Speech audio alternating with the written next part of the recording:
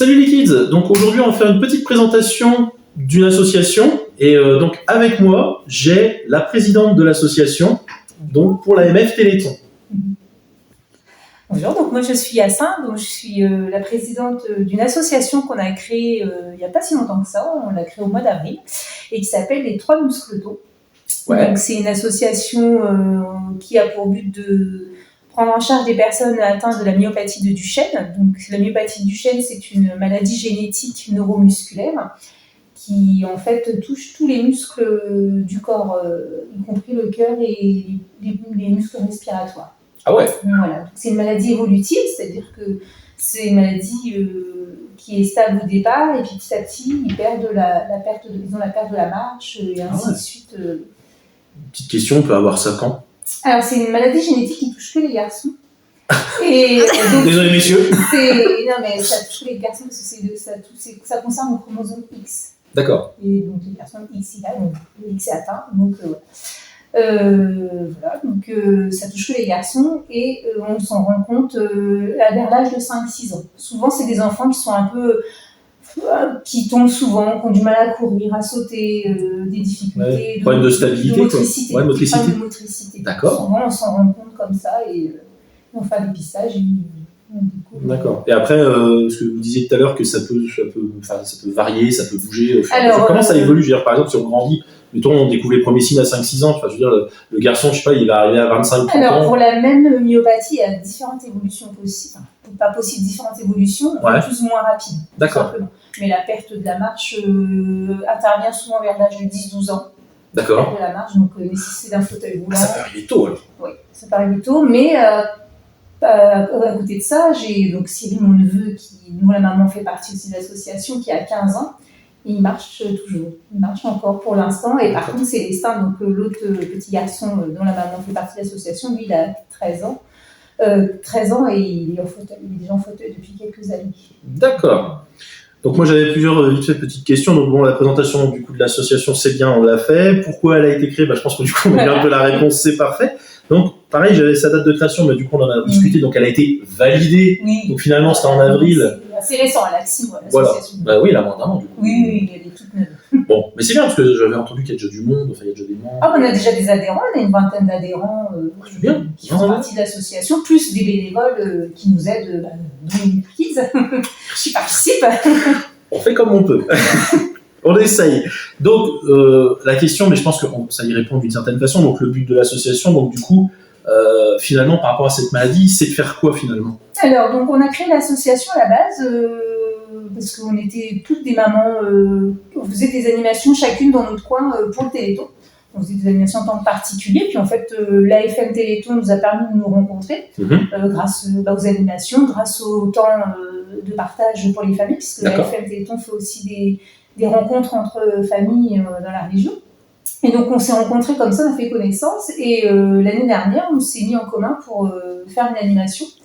Et comme ça a super bien marché, et on voulait améliorer entre guillemets notre organisation et pour avoir plus facilement accès à certains partenariats, à certaines choses, on a préféré se mettre en association cette année.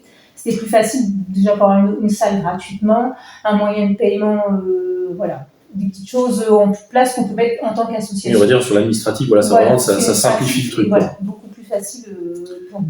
D'accord. Après, bon, c'est vrai que effectivement, on avait fait donc un petit peu déjà l'année dernière. Effectivement, là, c'est bon.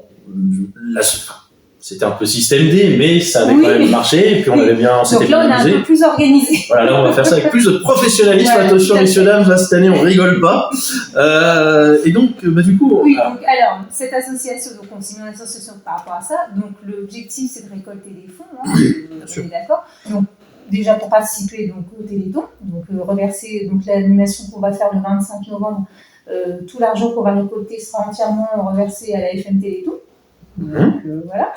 Et en même temps, on fait aussi collecter de l'argent pour financer, du moins aider dans le financement du matériel adapté pour le handicap. D'accord. Un fauteuil roulant, un véhicule aménagé, un aménagement de la maison, enfin voilà, ce genre de choses. Et puis également, pourquoi pas financer certains projets que les garçons peuvent avoir.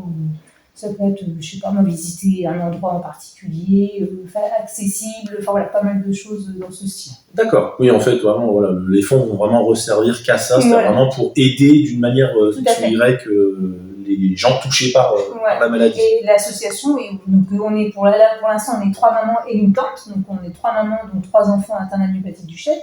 Mais après, si dans le territoire, il y a d'autres personnes, d'autres parents qui ont un enfant dans la même situation que nous, au contraire, ils peuvent venir à notre rencontre, on est ouvert, il n'y a pas de souci, ils sont les bienvenus pour intégrer notre association, au contraire. Voilà, donc n'hésitez pas, voilà, faut pas hésiter, vraiment c'est important, si vous connaissez des gens de votre entourage externe qui rechercheraient peut-être du monde par rapport à cette maladie, ou même peut-être des cas qui peuvent être proches, parce que des fois, il n'y a jamais de mauvais moyens pour se rencontrer, pour les personnes qui des fois en ont besoin, puis quand on est groupé, on est toujours plus fort.